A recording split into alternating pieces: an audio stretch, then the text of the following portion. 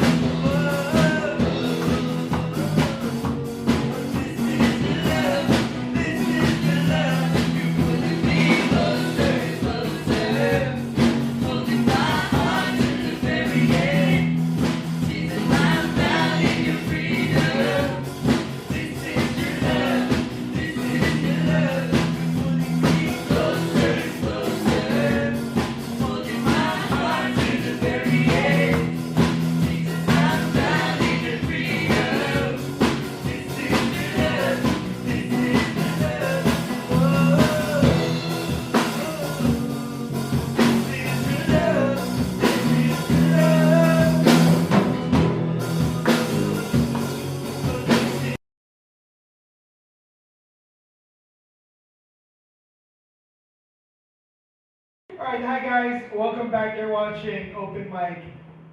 And I'm here with the band again. Yeah. Come on. Seryoso ngayon. As you can see guys, if you've noticed, our band can, lahat sila kaya nilang tumugtog ng iba't ibang instrumento at the same time. Not almost, every one of them sings. Pati si John Well kumakanta. One of these episodes, we're going to have John Well sing. Kung hindi kaya, pag-rapin natin yan. Pag hindi talaga kaya magra-rap yan.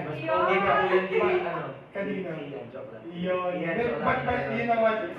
Ganyan ka-versatile yung band natin, guys. That they can play almost all of the instruments. All of them sings. And watch out for the covers that they're going to do on our Facebook page. Tsaka yung mga iba pa mga bagay na gagawin namin. Just for you guys. Just for you. Yeah. Anyway, we're doing all of these things and we have you guys playing, a lot of instruments and all that. And more than that, you guys just playing instruments. We want you to be excellent. Ayun naman yung target natin eh. When you're in a band or if you're practicing a skill, gusto nyo maging excellent. Diba? Ayun yun naman maging mediocre lang. Pero, sa palagay nyo, what does it take to pursue excellence or to be excellent? What does it take? Sa palagay nyo? Ako ay sagot na ako Sige, ito. Para sa akin, it takes a lot of sacrifice para ma-pursue yung excellence. And tsaka, a lot of letting go. Kasi kapag halimbawa, hindi lang naman sa pagtugtog gano'n, pero halimbawa sa pag-aaral gano'n. Kung gusto kong maging excellent sa academics gano'n, kailangan minsan i-let go ko yung ibang lakad gano'n, para lang makapag-aral ng mabuti. Yun! Narinig ako na narinig ko. Sige. Mami, nag-aaral naman siya, maliban sa paglabas sa TV. Good job. Sige, sino naman? Sino pa? Not sure po yan. Si Shek. How about you? Ako for me, para maging excellent ka sa isang bagay, kailangan naglalaan ka rin ng oras para doon. Like, parang inaaral mo kung ano man yun, kung gusto mong matutong tumutog, or kumanta, sumayaw, or anything. Parang talaga magpa-practice ka. So, para gumaling ka. Tapos, yun, focus ka doon. Very good. Sige. Nika, sige. Discipline. Tsaka diligence. Kasi, whether it be studying ACADS or studying a skill, kailangan mo pa rin ng discipline na kahit sobrang tinatamad ka na, ganyan, or wala ka sa mood, you still have to work for it. Maya, how about you? When you hear excellence or to be excellent, what does it take?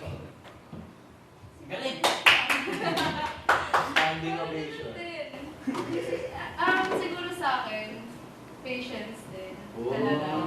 Kailangan natin ng patience. Ngayon Yeah. na, pasyente.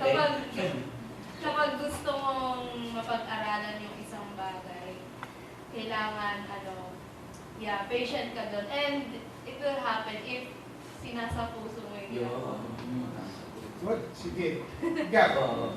Sa akin, para sa akin, it takes a reason and an inspiration.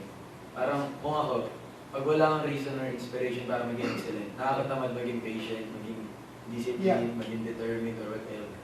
Kung meron akong reason and inspiration, and ganun ka-strong yun, para i-push ako, para i-push ko yung sarili ko towards excellence. Parang gano'n. Parang what will make me think that excellence is so worth it. Pag sumasagot talaga ito si Kap, hindi ako makapaniwala minsan eh. Parang out of character. Sige, good. Oh, John, ikaw. Ito ko yung sa tingin ko, para yung kay God, kaso more like on purpose, direction. Kasi mahirap gawin ang isang bagay na hindi mo alam kung anong patutunguhan. Yeah. Pati anong pupuntahan mo din. At kung para kanino, ganyan. Siyempre kay God.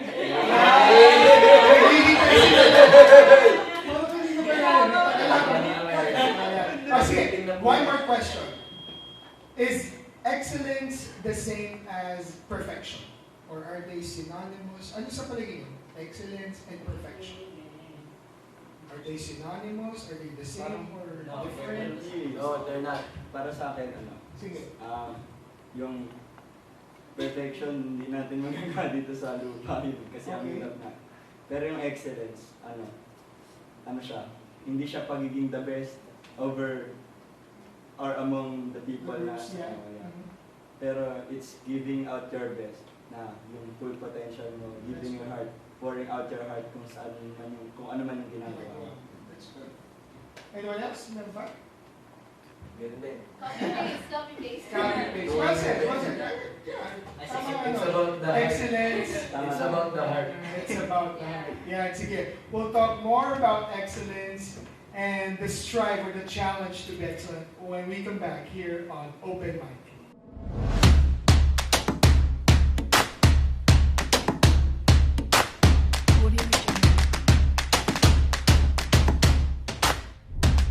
Hi everyone, we're back and you're watching Open Mic. And with me right now is the beautiful Ria Arizala. Hi Ria, welcome to the show. Ria, just short version kagad eh, no? What are you doing right now? What keeps you busy? Pakilala ka naman sa audience natin. Yan. Hello, I'm Ria and I'm a local of Los Baños. So right now I'm doing my master's.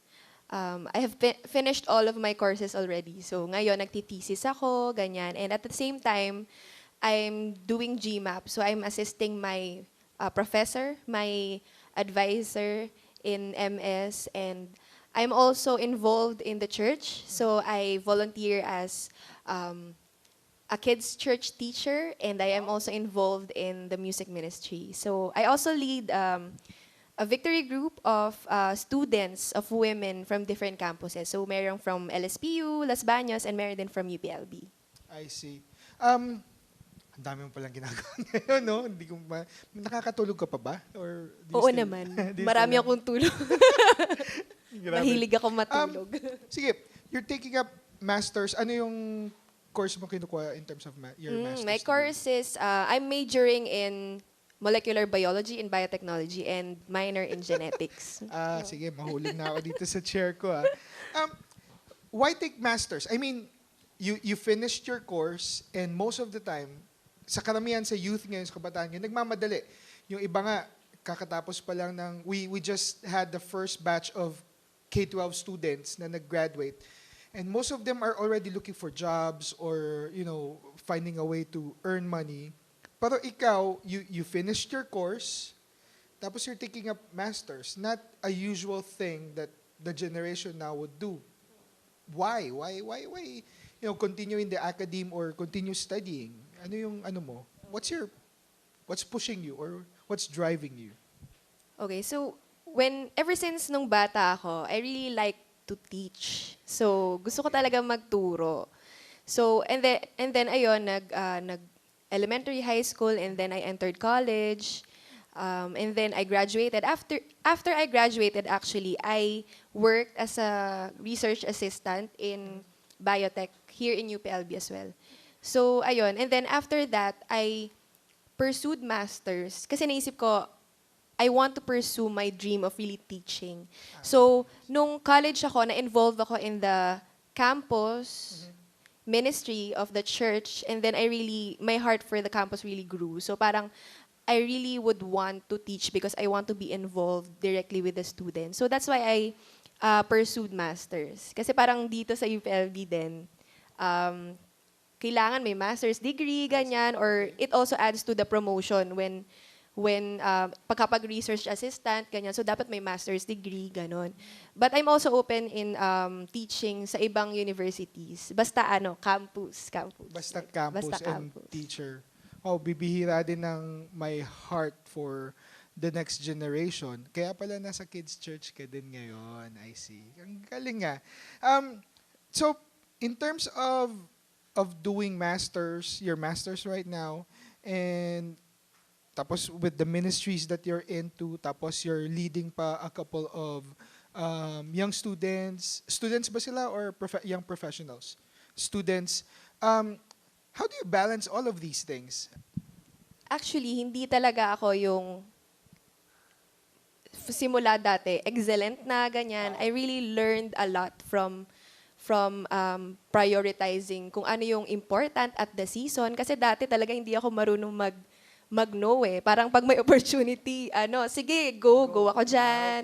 So kung ano yung i-ask sa akin, I would go for it. Sige, okay, kaya naman, mukhang kaya naman. Yun nga lang, at some point, may compromise talaga. Like for example, health, o kaya I would not be able to do excellently sa, halimbawa, 3 bagay, I would just do excellently in one thing. So it's really prioritizing and knowing kung kaya, ganyan. So, really saying yes kung ano yung priority at kung ano yung call ni God for the season, and saying no to the things na parang meron namang ibang pwedeng gumawa or hindi kaya as of now. So, ayun. So, really balancing everything and asking God for wisdom. Ganun. Asking God for wisdom and knowing how to prioritize. Very, very important. And it's a good thing at a young age you were able to understand the need to prioritize, understand the need to see what you are able to do and capable of doing. But of course, understanding as well that the strength and the capability to do that comes from God. Yan. Sige, pag-usapan pa natin more of what keeps you busy. Maybe we can talk about a little more about practical things in terms of understanding things about excellent or being good at what you're doing. We'll just pause for a quick break. Guys, you are watching Open Mic.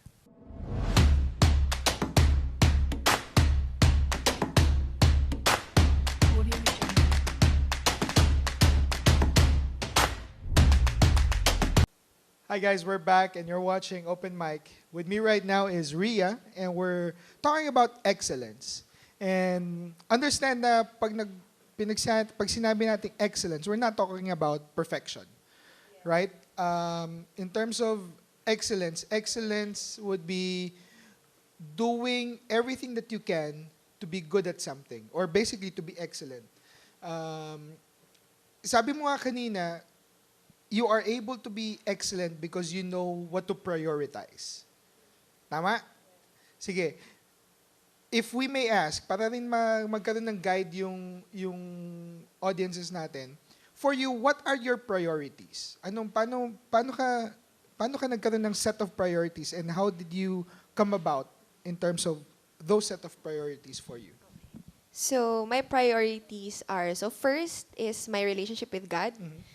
Kasi no one can have a relationship with God. Di ba? No one, parang walang ibang pwedeng mag-asikaso ng relationship ko with God but myself. Yes. So, number 1 is my relationship with God. Number 2 is my family. And yan, katulad nga nun, parang when family, pag may event sa family, may event sa church, ganyan, walang parang walang maka-replace sa akin as a daughter sa tatay at sa nanay ko, That's ganyan, as a sister to my brother and to my sister. So, number 2, family. Number 3 is yung job ko or yung studies ko. And number 4 ay yung ministry. Ay, yung So, yung ministry is what I do in church. So, what I can do to serve God's people. Syempre, from out of the overflow of what I already received from Yep, God. That's right, that's right. Yeah, that's it. So wala pang number 5 as of the moment. Wala pang number 5. Guys, wala pa daw number 5. Ano ba yung number 5 na yun? Depende. Nasa sa'yo na yan. So, ang ganda, no? I mean, number 1, well, basically, it's not really number 1, but it's far ahead of Number everything. 1, number 2, number 3. Yes, it's basically where everything revolves, Yes. and that is our relationship with God. And I just want to explain it to our audiences. Kaya nasasabi ni Rhea na God is number 1, or basically kaya ko rin nasasabi na it's everything, or it's the center of everything, is because without God, we won't have the capacity or even the ability to do whatever we are doing right now. I mean, ewan ko most people find their purpose or their fire in doing something in terms of different things. I mean, pwedeng kasi tulungan mo nga ako. Ano ba mga pwedeng passionate ang mga students? Career? Career, Diba? yes. Money, gano'n. Money, yeah. Family, even. Family. But end of the day, these things can and will disappoint us, Yes. honestly speaking.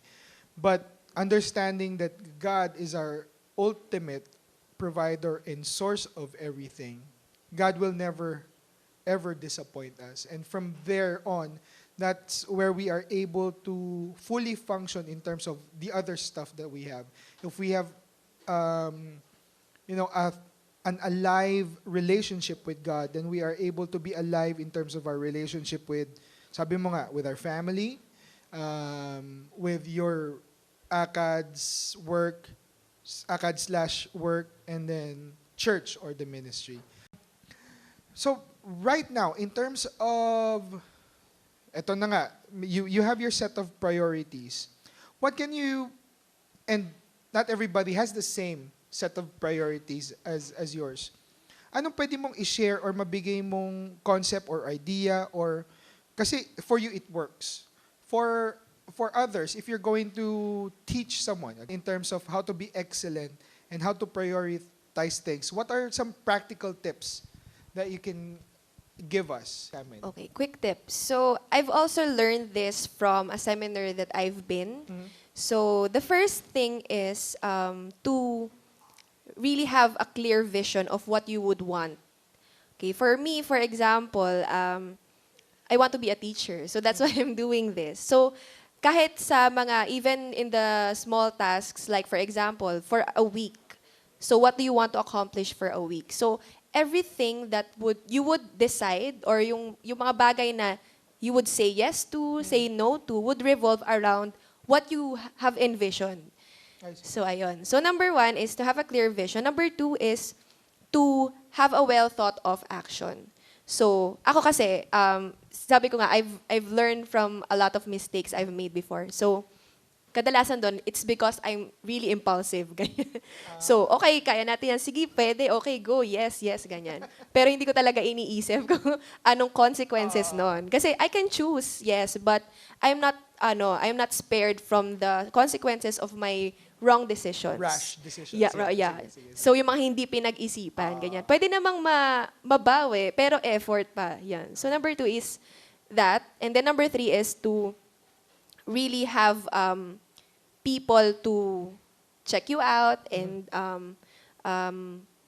check you out kung nagagawa mo ba yung mga bagay. So basically, it's the right voices, ganyan. I see. And also, I think one thing that really helped me is to know the things that are negotiable and non-negotiable. So, for example, you prioritize pag may nagsabay na event, for example, graduation ng kapatid ko.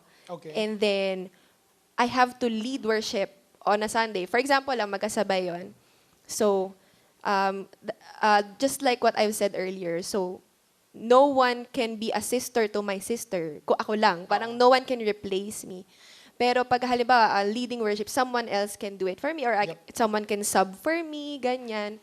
So ayun, I am a sister first to my sister, ganyan, before I am a worship leader in church. Kasi priority ko yung family ko eh. So that's one of the things siguro that I can share, ganyan. Ang galing. Very good.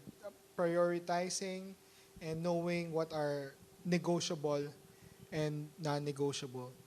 Galing. Sige, let's talk about purpose naman. On knowing your purpose. When we come back, you are watching Open Mic.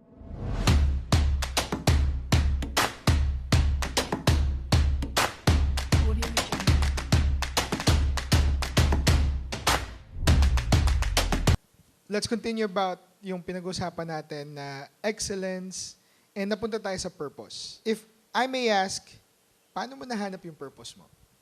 Okay, di ba kanina I shared that ever since na bata ako, I really wanted to teach.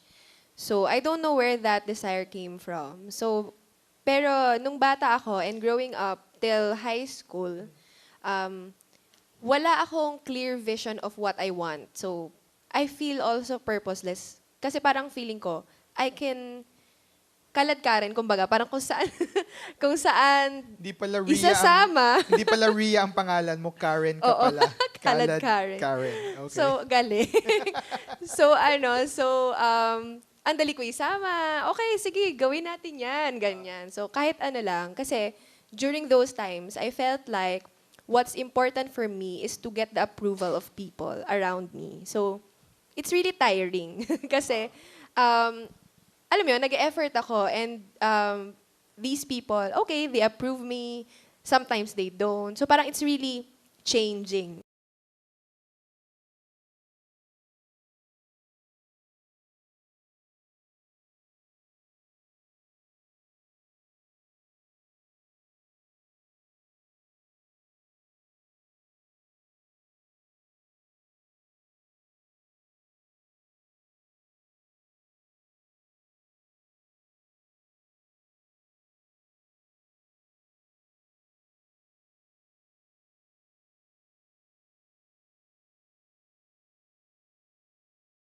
Actually, she was the one who invited me to church, ganyan, to have personal discipleship. So, that's when I really met God and Jesus. I met Jesus and I knew kung sino siya at kung ano yung ginawa niya for me. And because of what He has done for me, that sobrang mind-blowing yun sa akin kasi during that time, I was really longing for approval from people. But all along, si Jesus was really, alam mo yun, ginawa niya na, like, more than 2,000 years ago, 2,000 years ago when He died, it's Jesus saying to me that He has already approved of me. So, sobrang nun sa akin, wow, ganon, may ganon pala. So, during those times, after that, parang, when I started having a relationship with God, doon ko nakita na, wow, ang dami po palang plans for me, God, ganyan. So, I was reminded of why I love teaching, why I love interacting with students, especially campus people and kids, ganyan. So, after that, parang whatever I wanted, alam mo yun, nagkaroon ako ng passion to do it, motivation to do it. And even at times na parang feeling ko na hindi ako nakakita ng results, kasi may mga failures, ganyan, hindi ako nakakita ng progress, I'm still hopeful. Unlike before na parang pag wala na talaga. Hopeless na ako, parang ganun yung situation ko. Pero I think that's what really changed. Knowing God and knowing who I am in Him and knowing my purpose. Grabe. I'm just overwhelmed as well. And hearing your testimony, hearing you sharing that, I hope our audiences get to realize and see it as well, knowing who God is. And I don't know, for some of our audiences right now, this is probably the first time they've heard this, that you can actually know who you are and know your purpose if you know who God is. And some of our audiences are probably even wondering, teka lang, paano ko makikilala si God or nasan ba si God? We just want to tell you guys that God has, if if you want excellence and if you're pursuing excellence, know that God has been pursuing you all your life.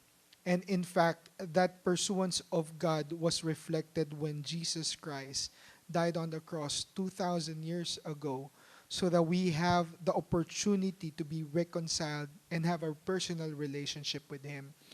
And if this is the first time that you've heard this, now what? God has been pursuing me na pala and God has a purpose for me? Yes, it's true.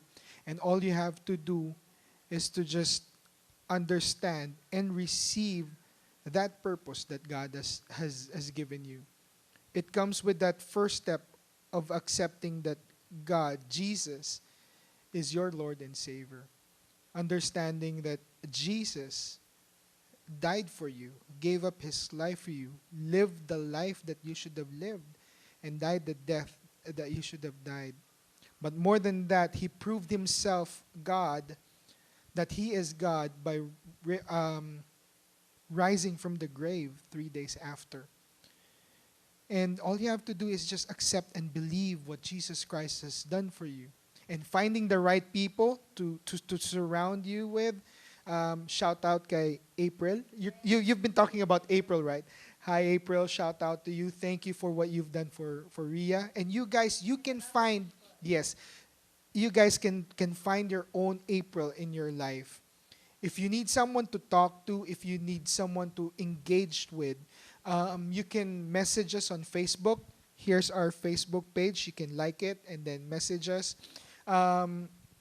If you want someone to just listen to you or someone to hear your story,